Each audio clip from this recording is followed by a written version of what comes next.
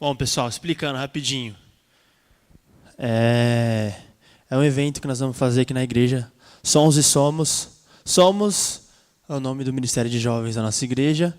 Sons tem a ver com som. Uau, que legal. Então, vai ser um evento voltado para o louvor.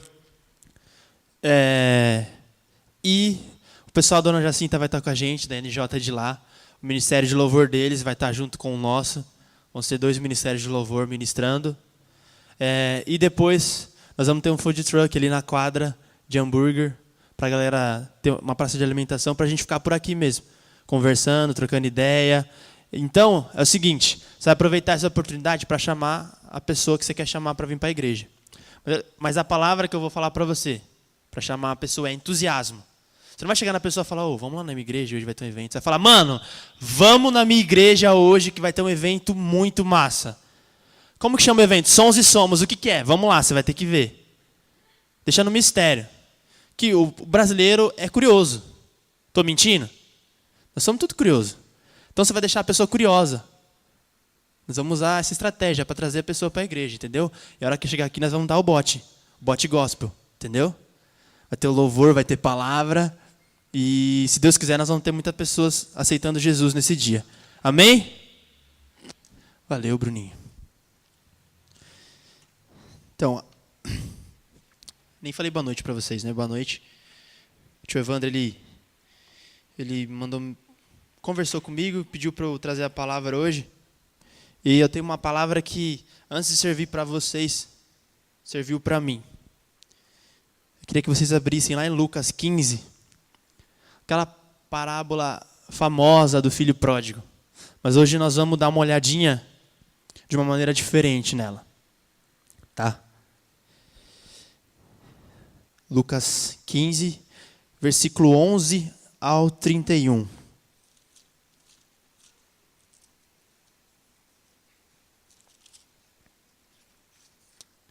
Todo mundo achou aí?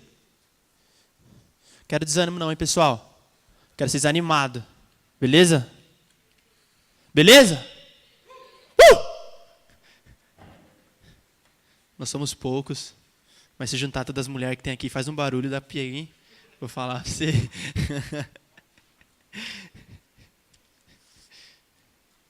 Eu vou ler aqui, tá? Vocês vão acompanhando aí. Jesus continuou. Um homem tinha 2 filhos. O mais novo disse ao seu pai, pai, quero a minha parte da herança. Assim ele repartiu sua propriedade entre eles. Não muito tempo depois, o filho mais novo reuniu tudo o que tinha e foi para uma região distante. E lá desperdiçou seus bens vivendo irresponsavelmente. Depois de ter gasto tudo, houve uma grande fome em toda aquela região e ele começou a passar necessidade. Por isso foi empregar-se com um dos cidadãos daquela região, que o mandou para seu campo, a fim de cuidar de porcos. Ele desejava encher o estômago com vagens de alfarrobeira, que os porcos comiam, mas ninguém lhe dava nada.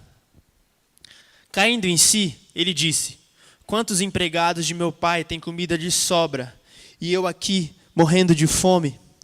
Eu me porei a caminho e voltarei para meu pai, e lhe direi, pai, pequei contra o céu e contra ti. Não sou digno de ser chamado teu filho. Trata-me como um dos teus empregados. A seguir, levantou-se e foi para seu pai. Estando ainda longe, seu pai o viu, e cheio de compaixão, correu para seu filho, e o abraçou e o beijou. O filho lhe disse, pai, pequei contra o céu e contra ti. Não sou digno de ser chamado teu filho. Mas o pai disse aos seus servos, depressa, tragam a melhor roupa e vistam nele. Coloquem anel em seu dedo e calçados em seus pés. Tragam um novilho gordo e matem-no. Vamos fazer uma festa e alegrar-nos, pois este meu filho estava morto e voltou à vida. Estava perdido e foi achado. E começaram a festejar o seu regresso. Enquanto isso, o filho mais velho estava no campo. Quando se aproximou da casa, ouviu a música e a dança. Então chamou um dos seus servos e perguntou-lhe o que estava acontecendo. Este lhe respondeu, seu irmão voltou, e seu pai matou o novilho gordo, porque o recebeu de volta são e salvo. O filho mais velho encheu-se de ira e não quis entrar. Então seu pai saiu e insistiu com ele. Mas ele respondeu a seu pai: olha, todos esses anos tenho trabalhado como um escravo a teu serviço e nunca desobedeci às tuas ordens. Mas tu nunca me deste nem um cabrito para eu festejar com meus amigos. Mas quando volta para casa esse teu filho, que esbanjou os teus bens com as prostitutas, matas o novilho gordo para ele. Disse o pai: meu filho, você está sempre comigo e tudo que tem é seu. Mas nós tínhamos que celebrar a volta desse seu irmão e alegrar-nos, porque ele estava morto e voltou à vida, estava perdido e foi achado. Fecha teu olho que nós vamos orar. Deus, quero te agradecer pela tua palavra que se faz tão atual, Deus, na nossa vida, mesmo tendo sido escrita há tanto tempo atrás, Pai. Eu quero pedir, Deus, que o Senhor realmente revele a cada um aqui, assim como o Senhor revelou a mim, Deus. Quão preciosa é essa palavra que nós iremos estudar hoje, Deus. Quão preciosa é a tua palavra de maneira geral, Senhor Jesus. Que o nosso coração esteja preparado, que todos aqui realmente venham absorver a tua palavra, Deus. E que cada um aqui venha sair diferente da maneira que entrou, Pai. No nome de Jesus que eu oro. Amém. Amém? Bom, é o seguinte, essa passagem é muito conhecida, né? A gente cresce escutando a história do jovem rico que pediu sua parte da herança, gastou tudo ela, se satisfez da maneira que ele queria e depois caiu, empobreceu, conseguiu perder tudo e ele chega ao fundo do poço, né? E arrependido volta para a casa do pai, e o pai não só o aceita de volta, como dá para ele vestes novas. Mas entre o pecado do filho mais novo e a restauração, existe um personagem que eu quero falar hoje, que é o nosso personagem principal hoje, o filho mais velho. Se você for pegar sua Bíblia e acompanhar, do versículo 25 ao 31, nós vamos ver o filho mais velho entrando em ação, demonstrando quem ele é. Primeiro é importante que você entenda uma coisa, né? Jesus ele falava por parábola para o pessoal entender, porque as pessoas tinham uma linguagem simples, então ele falava a parábola de uma maneira que as pessoas pudessem entender. A casa aí significa a igreja, o pai significa Deus. Consequentemente, o irmão mais velho se trata dos irmãos da igreja, né? E por isso que eu acho que o que nós vamos falar aqui hoje é muito importante. E tem a ver até com essa igreja estar vazia hoje, assim.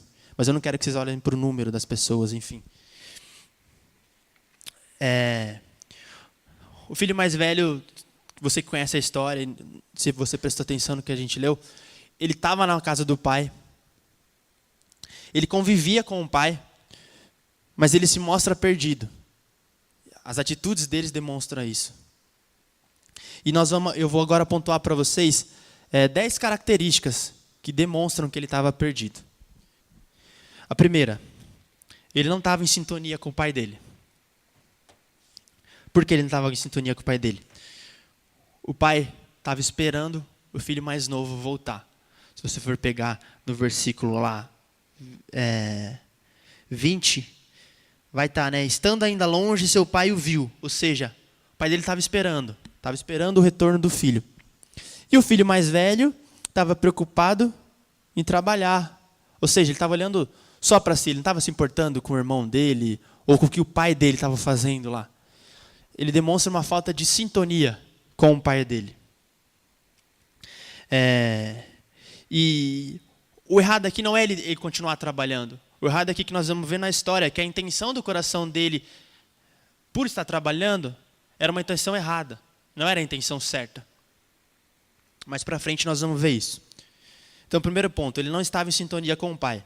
Segundo, ele não se alegra com a festa do outro. O irmão dele estava perdido, o irmão dele estava morto, igual o pai falou. E ele simplesmente não consegue se alegrar com a festa do irmão dele. Ele demonstra, ele fica emburrado. Ele fica comparando o que o irmão mais novo ganhou e o que ele não ganhou.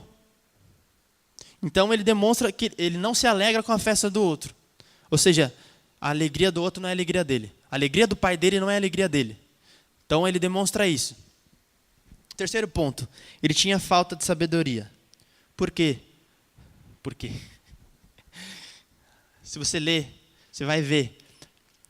Ele pergunta para o empregado o que estava acontecendo. Que ele chega, ele escuta o barulho de dança, de festa, tudo. O empregado explica, fala, seu pai matou o novilho gordo porque seu irmão mais novo voltou. Ele simplesmente decide ficar de fora da festa. Ou seja, ele demonstra uma falta de sabedoria. Porque o empregado, e ele já deveria saber, que o irmão dele estava morto, estava perdido, e foi achado. E esse era um grande motivo para uma festa. Mas ele, na falta de sabedoria, ele decide ficar fora da festa.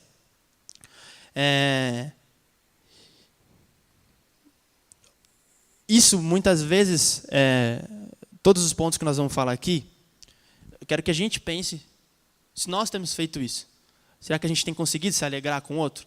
Com a vitória do outro? Com o retorno do outro? Sabe? É para você pensar. É para nós pensarmos.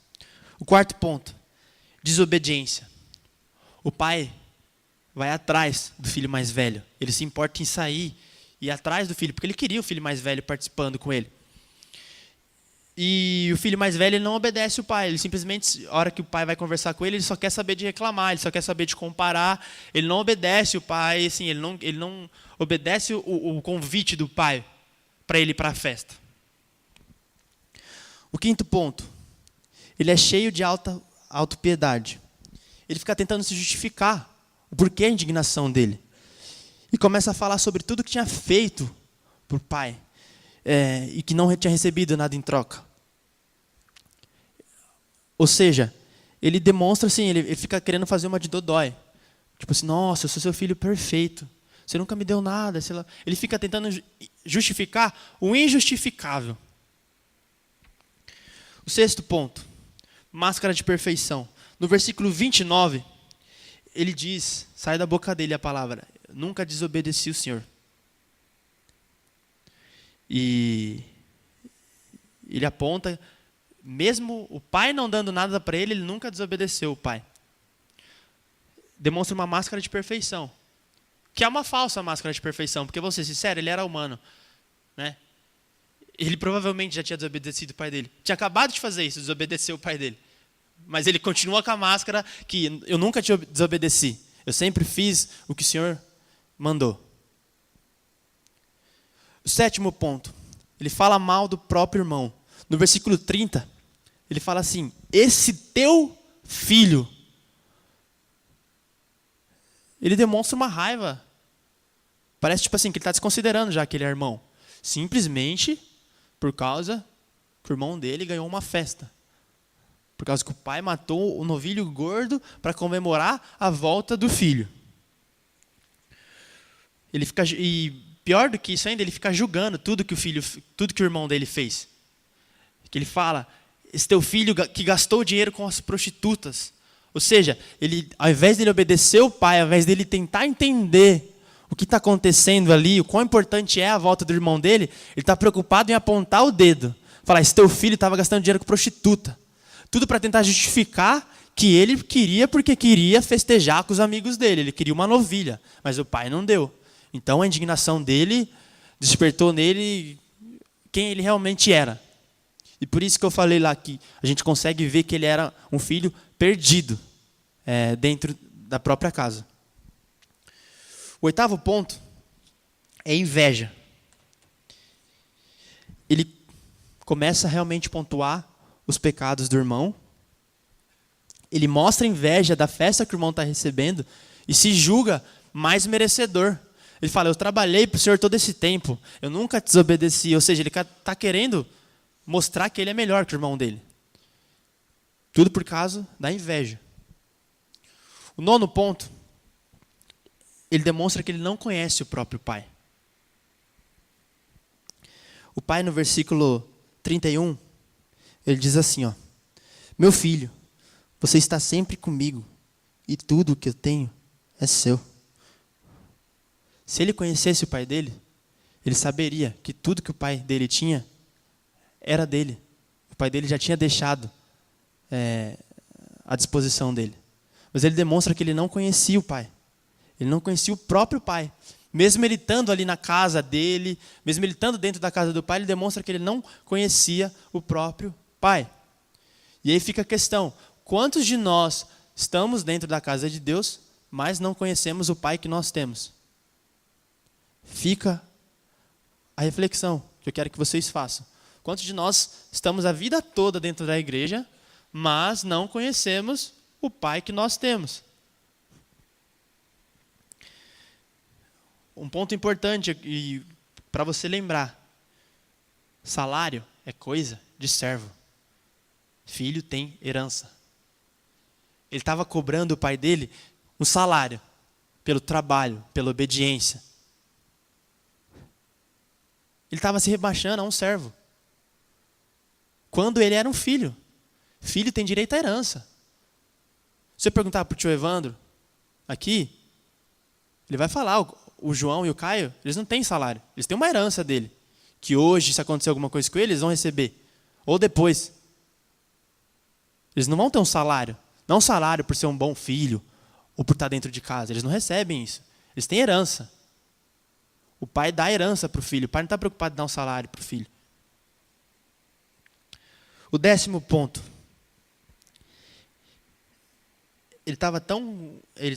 Ele era pobre do coração. E por que ele era pobre no coração? Ele estava com um coração com intenções tão erradas no coração, que ele não entendeu o tanto de recursos que ele tinha a favor dele, para ele usufruir. E aí nós chegamos no ponto que é o título dessa mensagem: órfão dentro de casa. Ele não sabia, apesar de morar com o pai, apesar de nunca ter saído da casa do pai, ele não sabia a identidade dele. Ele estava numa crise, ele não tinha se descoberto ainda. Mesmo ele sendo o irmão mais velho, ele não tinha se descoberto ainda. E se a gente for comparar, o filho mais novo, apesar de ter feito tanta cagada, sabia que ele era filho. Se a gente for pegar aqui, no versículo 17, ele fala do filho mais novo. Caindo em si, ele disse: quantos empregados de meu pai? Ou seja, ele reconhece a oportunidade que o pai dele tinha sobre a vida dele. Mesmo ele estando em pecado, mesmo ele pecando tanto e sendo mais novo, ele demonstra um pouco mais de sabedoria ainda do que o irmão mais velho. O irmão mais velho que nunca tinha desobedecido, que nunca tinha saído de casa, que sempre estava trabalhando com o pai. O irmão mais novo demonstra saber quem ele era. E o irmão mais velho demonstra realmente que ele era um órfão dentro de casa. E ele não sabia, porque ele não tinha relacionamento com o pai. Quando você tem relacionamento com alguém, quando você tem relacionamento com Deus, você descobre quem você é. Todas as pessoas que se descobriram em Deus, que entenderam a paternidade de Deus, é porque um dia começaram um relacionamento com Ele. E Deus, Ele se preocupa em se revelar a nós a paternidade dEle. Porque Ele não quer que nós passemos a nossa vida vivendo como criaturas dEle. Ele quer que nós passemos a nossa vida como filhos dEle. Para então tomarmos para nós a nossa herança, aquilo que cabe a nós, da parte do depósito de riquezas que Ele tem para os filhos dEle.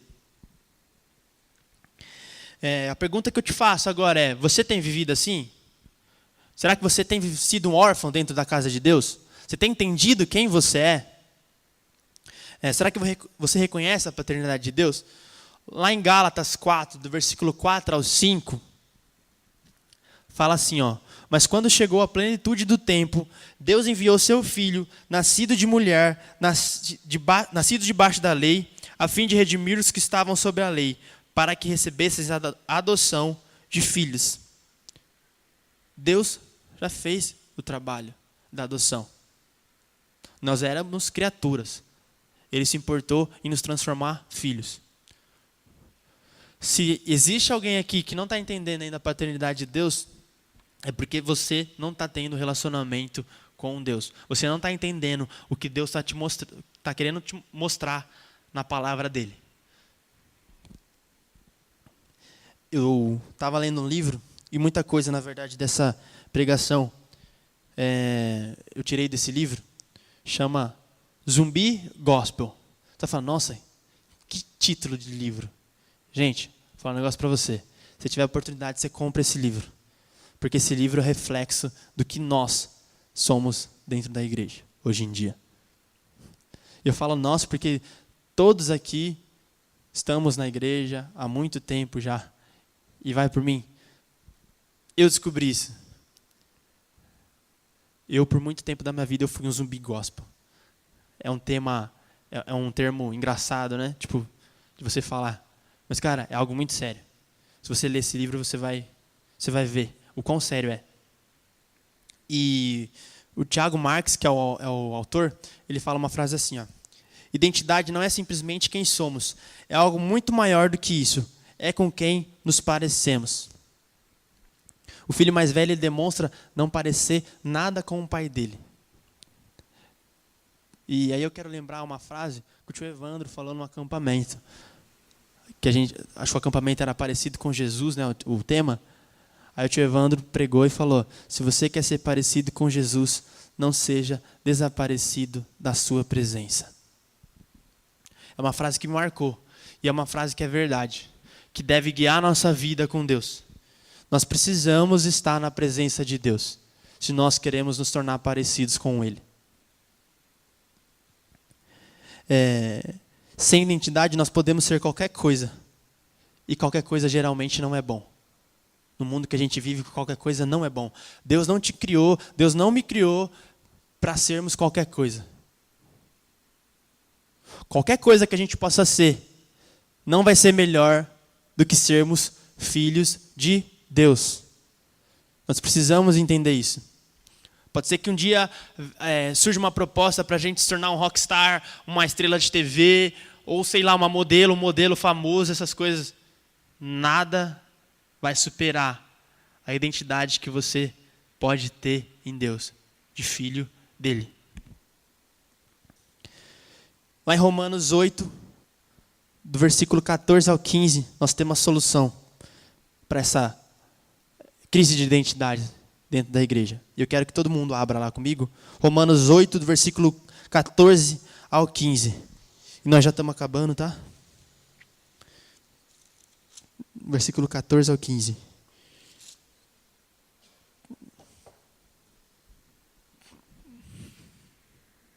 Eu vou ler. Porque todos os que são guiados pelo Espírito de Deus são filhos de Deus.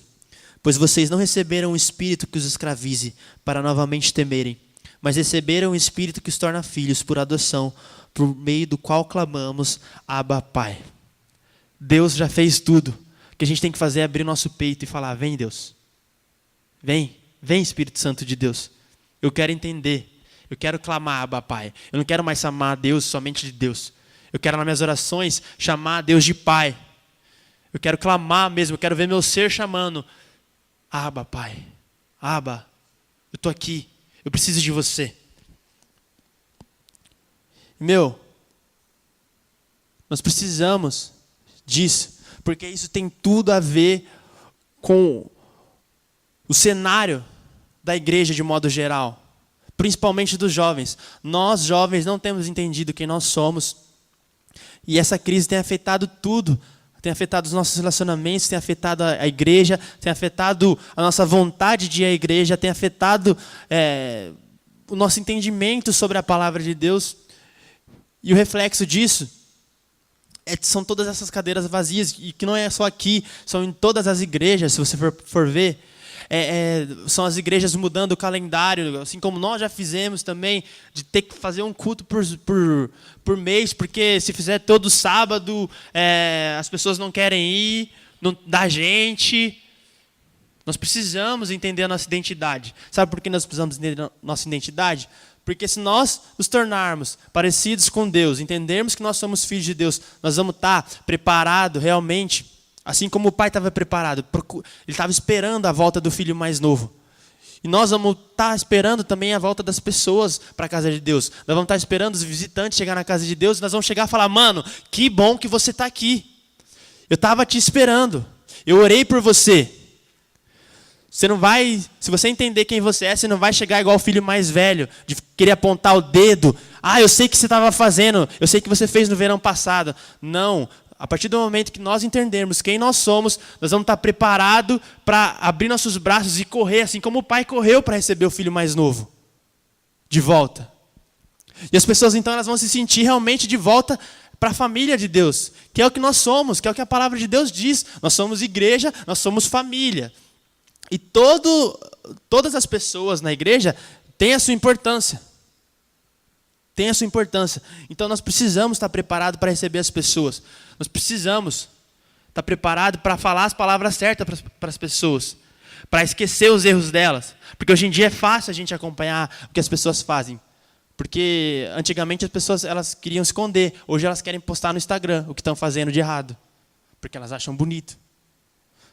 Mas se nós entendermos quem nós somos, quando alguém que estava perdido, ou um visitante que entrar ali, que a gente vê, nós, de longe, nós vamos estar felizes, nós vamos abrir o rosto de ver, nossa, chegou um jovem na igreja novo, uau, eu vou chamar ele para a célula, eu vou chamar ele para o culto de jovens, porque eu quero que ele saiba que nessa família tem lugar para ele.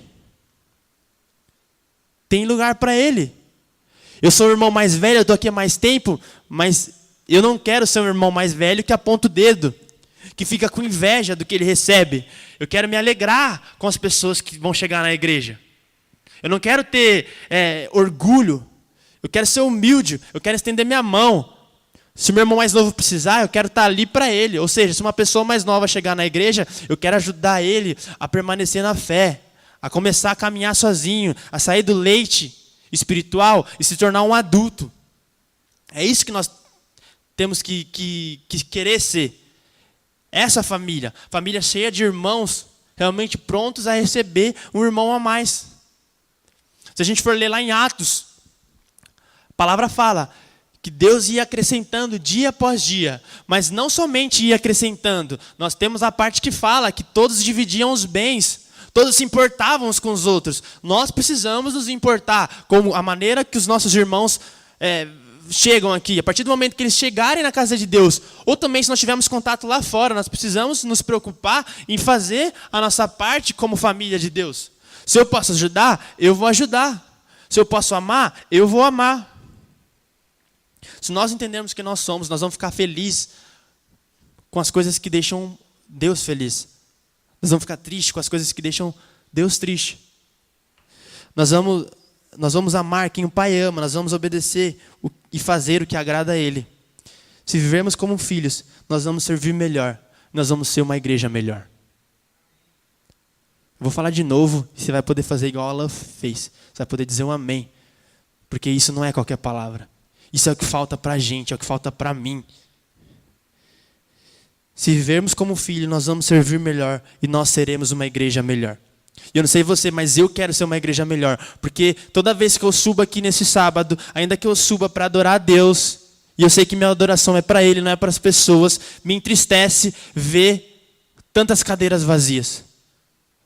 Ah, mas você está querendo isso por status. Não, eu estou querendo isso porque eu quero ver os jovens colocando Deus na sua agenda. E o que nós temos visto é o contrário. A agenda de Deus, ela tem que se personalizar toda, mudar toda, porque os jovens eles não querem mais. Eles dão assim, ó. Antigamente dava o dia de célula, o culto de sábado e de domingo. Hoje eles só querem vir no culto de domingo, eles não querem ir na célula ou no culto de sábado. Não dá, não posso. Tenho muita coisa para fazer. Não é isso que Deus espera de nós. Eu não estou falando que a igreja tem que te consumir por inteiro, não é isso. Não estou falando que a igreja tem que consumir nós jovens por inteiro, não é isso. Mas nós precisamos colocar na nossa agenda a agenda de Deus. E o que eu falo de colocar a agenda de Deus na nossa agenda eu vou separar um tempo de oração, eu vou separar um tempo de relacionamento, porque eu quero conhecer o Pai, eu quero realmente ser um filho. Eu vou separar um tempo para cuidar dos feridos, porque eu sei que meu Pai se importa com quem está ferido. Eu vou separar um tempo para amar as pessoas, porque eu sei que meu Pai ama as pessoas. Ah, talvez você não seja a melhor pessoa para mandar uma mensagem, para perguntar como alguém tá, ou sei lá, aquela pessoa não é sua amiga, você não vai muito com a sua cara. Deixe o que você acha de certo ou errado de lado. Se existe a vontade de Deus, se você está conhecendo a palavra de Deus e Deus revelou para você o que você tem que fazer, aí não se trata mais do que você quer, se trata do que Ele quer de você. E ainda que você ache que talvez sua vontade seja melhor, não é melhor. Não é melhor. Nós precisamos colocar Deus na nossa agenda. Os jovens precisam voltar para a casa de Deus. Os jovens precisam voltar para a casa de Deus. E eu espero que todos nós venhamos a entender isso. Eu sei que tem gente aqui que é de fora, meus primos estão aí, eles nem são de Prudente. Mas, esse não é um problema só da nossa igreja, é um problema de maneira geral. Nós temos visto as igrejas mudarem a agenda por causa dos jovens. Mas eu creio, eu quero crer, eu tenho que crer, e eu sei que um dia meus olhos verão jovens mudando a agenda para colocar a agenda de Deus na vida deles. Você perdeu uma grande chance de falar um amém agora, cara. Você falou, tio, a Elô falou também, mas eu vou dar outra chance. Eu creio que um dia nós veremos jovens colocando Deus na sua agenda. Eu não estou falando isso porque, nossa, você falou amém agora porque eu quero que você fale amém, Não, vai por mim. Nós acabamos de ler, o pai estava esperando o filho voltar. Esse pai representa Deus. Da mesma maneira que esse pai estava esperando o filho, eu tenho certeza que a presença de Deus está aqui agora, e Ele está preocupado, ele recebeu o nosso louvor, Ele está falando com a gente, mas Ele continua aqui também de braço aberto a receber se algum perdido entrar ali agora. E quantas as vezes nós perdemos chances de amar as pessoas, de fazer o que o Pai faz. Eu quero encerrar com uma frase do pastor Renan Belas. Ele fala assim, o que fazemos não muda o amor de Deus por nós, mas revela o nosso amor por Ele. Eu vou repetir. Eu quero que você memorize isso. O que fazemos não muda o amor de Deus por nós, mas revela o nosso amor por Ele. Que eu e você, a gente entenda que as pessoas lá fora, tudo que nós formos fazer para elas, seja na igreja, seja na célula, no nosso dia a dia, vai revelar o nosso amor por Deus. E vai por mim. Se as pessoas elas verem em nós que existe amor por Deus, elas vão querer conhecer esse Deus. E é por isso que eu falei no começo, entusiasmo. Nós não podemos apresentar as pessoas, Deus para as pessoas, de uma maneira morta, de uma maneira morna. Cara, ter Jesus na vida é tudo de bom. Ter Jesus na vida é tudo de melhor que nós podemos ter. Nós podemos ser ricos, você pode ganhar na Mega Sena. Na verdade, você não pode ganhar na Mega Sena, você não pode ficar jogando. Mas enfim, dando um exemplo aqui.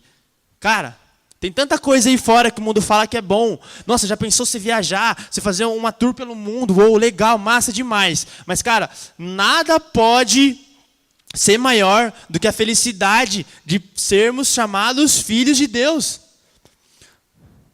Por que eu estou falando isso? A partir do momento que nós realmente tivermos essa identidade, nós vamos ganhar a maior riqueza que nós podemos ter, a eternidade. Você tem noção? Ontem a gente estava conversando sobre isso. A eternidade. A partir do momento que você viver como um filho de Deus, você vai entender que a sua vida não vai terminar a hora que você morrer nesse corpo. É tão louco pensar isso. Como que isso pode acontecer? Mas isso acontece. A partir do momento que nós vivemos como filho de Deus, nós vamos receber a maior riqueza, a eternidade. E para ficar melhor ainda, a eternidade com Deus. Ou seja, esse Deus que nós estamos falando, que nós estamos pregando, nós vamos poder viver com Ele o resto da nossa vida. E é sim vida. Você consegue entender? Que a morte sobre nós não teve vitória?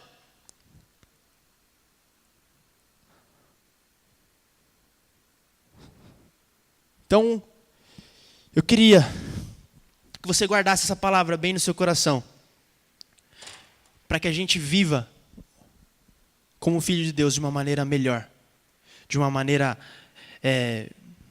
com entusiasmo, na liberdade do que é filho de Deus, usufruindo de tudo que Ele tem para nós, o depósito de riquezas que Ele tem para nós. Tem uma frase na sala de oração, não vou lembrar bem, mas fala muito sobre isso, quando nós oramos, nós estamos acessando o depósito das riquezas de Deus.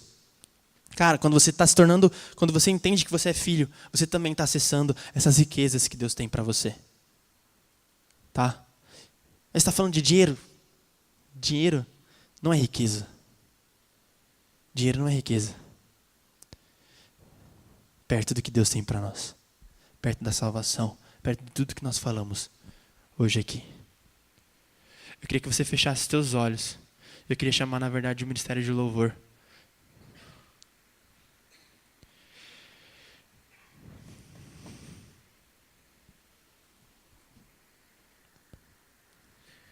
Você vai fechar teu olho e você vai pensar em tudo aquilo que você consegue lembrar do que eu falei aqui essa noite. E se você talvez se identificou com esse órfão dentro de casa, com esse irmão mais velho, talvez você tenha se visto nele. Eu quero te convidar a orar. Quero convidar você a fazer uma oração sincera. Ainda que seja uma oração simples. Deus ele não está preocupado nas dificuldades da palavra que você vai falar. Ele simplesmente quer te escutar. Talvez você tenha se visto nesse personagem.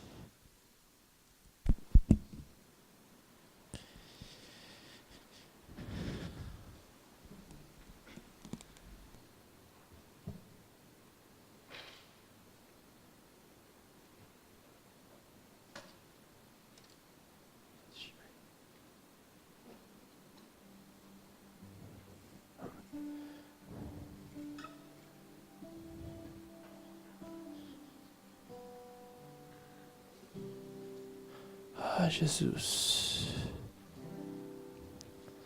Deus, eu quero orar pelas nossas vidas, Pai.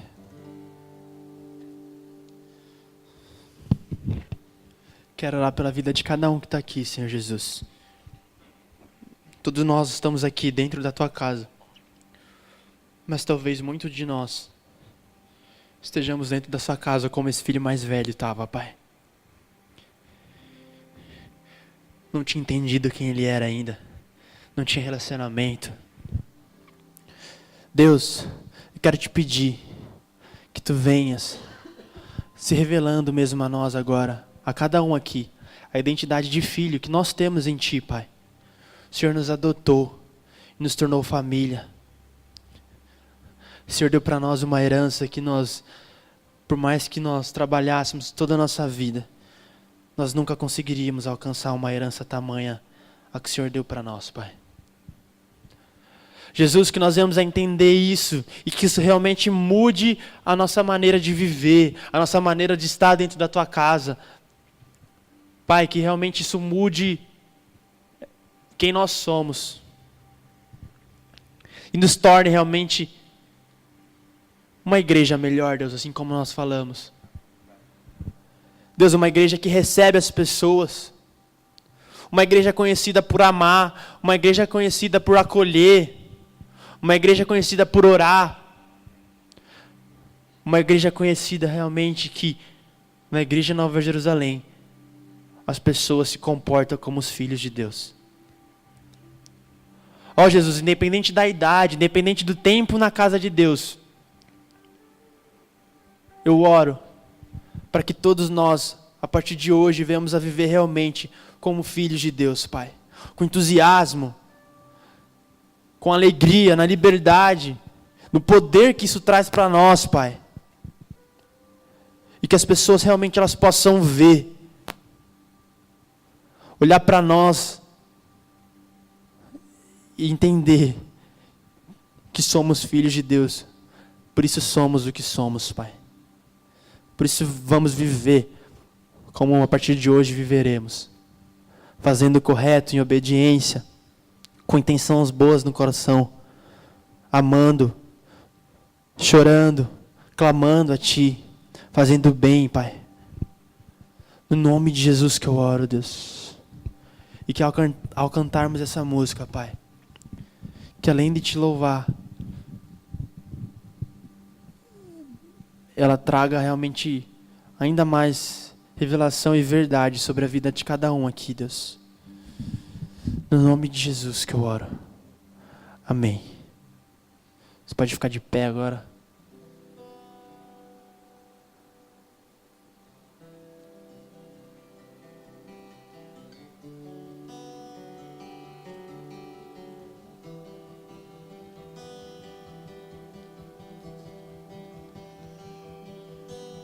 Contudo, aos que o receberam e aos que creram em teu nome,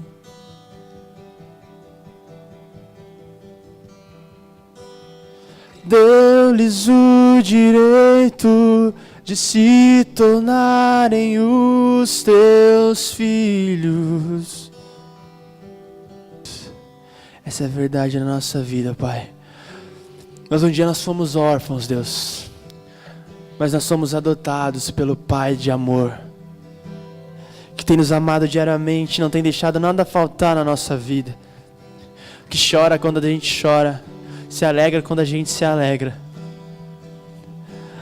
Pai, ao sairmos dessa porta hoje, que nós venhamos a realmente assumir a nossa identidade de filhos, reconhecer que o Senhor é nosso Pai, e que nós não estamos sozinhos. Não existe mais sobre nós, sobre a nossa vida, um manto de orfandade, Pai. Existe sobre nós um manto de amor. Existe sobre nós um manto de cuidado, de segurança, um manto realmente de realização, porque o Senhor se realizou em nós, Pai.